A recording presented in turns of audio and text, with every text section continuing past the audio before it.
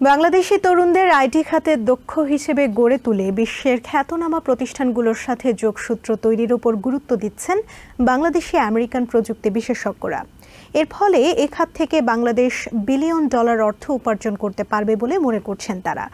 বিশেষজ্ঞরা বলছেন, প্রশিক্ষিত তরুণদের জন্য ডেটাবেস তৈরির পাশাপাশি বিশ্ববাজারে নিজেদের পরিচিত করার বড় সুযোগ হতে পারে ঢাকায় আগামী এপ্রিল মাসে হতে যাওয়া বিনিয়োগ সম্মেলন। অ্যামাজন সহ খ্যাতনামা বিভিন্ন প্রতিষ্ঠানে সুনামের সাথে কাজ করছেন বাংলাদেশি আমেরিকানরা, অথচ তাদের মেধা ও যোগ্যতাকে বাংলাদেশের উন্নয়নে ব্যবহার করা যাচ্ছে না। এসব বিশেষজ্ঞদের ব্যবহার করা গেলে বিশ্বের আইটি খাত থেকে বিলিয়ন ডলার উপার্জন সহ বেকারত্ব কমানো সম্ভব বলে মনে করেন বিশেষজ্ঞরা। সবার সাথে ডিসকাশনের মাধ্যমে এদেরকে আইডিয়া নেওয়া উচিত।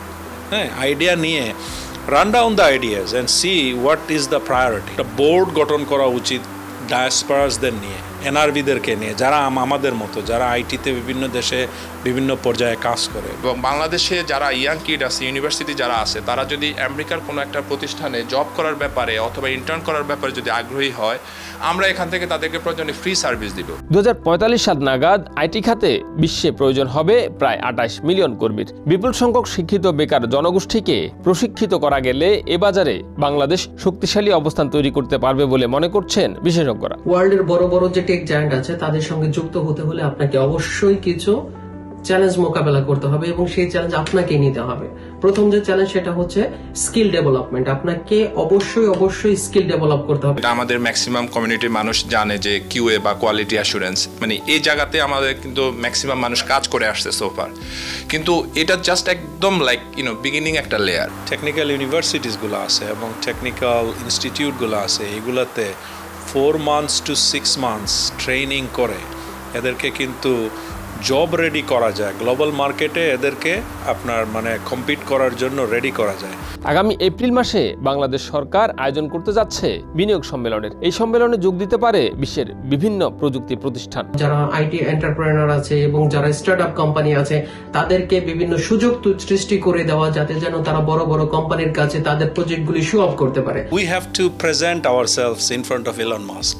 And we have to be spontaneous. আমরা মনে করেন আমাদেরকে এগ্রেসিভ হতে হবে। প্রয়োজনে প্রযুক্তি খাতে তরুণদের ডাটাবেজের আওতায়ও আনার গুরুত্ব আরোপ করছেন তারা। আমরা একটা ডেটাবেস তৈরি করতে পারি, যারা ফ্রেশলি গ্রাজুয়েট তারা ইন্টার্ন করতে হবে, তাদেরকে আমরা বড় বড় কোম্পানি যেমন অ্যাপেল, গুগল, অ্যামাজন এদেরকে আমরা ইন্টার্নি করাইতে পারি। দিন শেষে আমরা বাংলাদেশি, আমরা চাই যে আমাদের বাংলাদেশি কমিউনিটি ভাই বোন যারা আছে তাদের সবাইকে নিয়ে যদি আমরা আমাদের যে ডেভেলপমেন্টটা আর একটু বেটার যদি করতে পারি। সঠিক নীতিমালা গ্রহণ করে যোগ্য জনশক্তি তৈরি করা গেলে বিশ্বের আইটি বাজারে ভবিষ্যতে ভারত, ফিলিপিন্স, ভিয়েতনাম এবং ইসরায়েলের পর পঞ্চম দেশ হিসেবে বাংলাদেশের সামনে সুযোগ তৈরি হবে।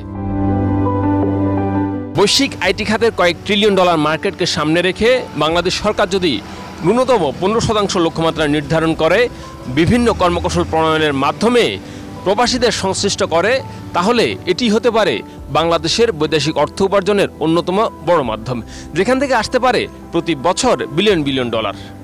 Shariful Islam, TVN 24, New York. New York থেকে সম্প্রচারিত টিভিএন 24 টেলিভিশন বিশ্বজুড়ে বাঙালির কণ্ঠস্বর।